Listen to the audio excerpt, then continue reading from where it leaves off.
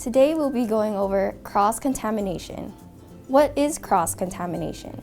Cross-contamination is a transfer of harmful bacteria to food from other foods, cutting boards, surface areas, and utensils if they are not handled properly. This is especially true when handling raw meat, poultry, eggs, and seafood. So keep those foods and their juices away from ready-to-eat foods and fresh produce. Cross-contamination can cause food-borne illnesses that can lead to stomach cramping, nausea, vomiting, diarrhea, and even death.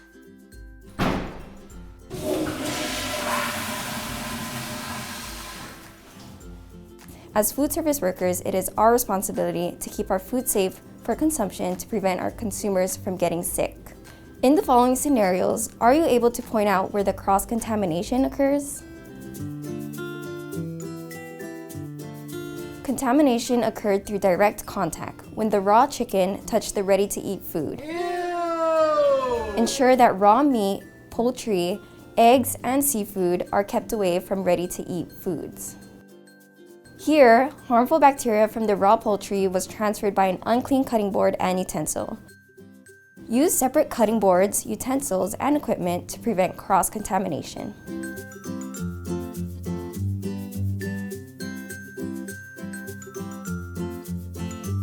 Remember, gloves are not to keep your hands clean, but to keep the food clean.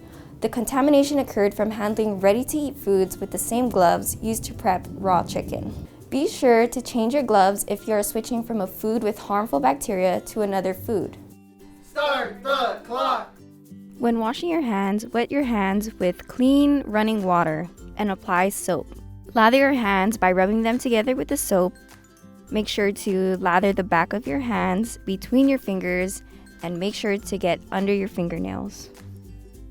Scrub your hands for at least 20 seconds. You should still wash your hands after changing gloves. Not washing your hands after changing gloves can still spread bacteria.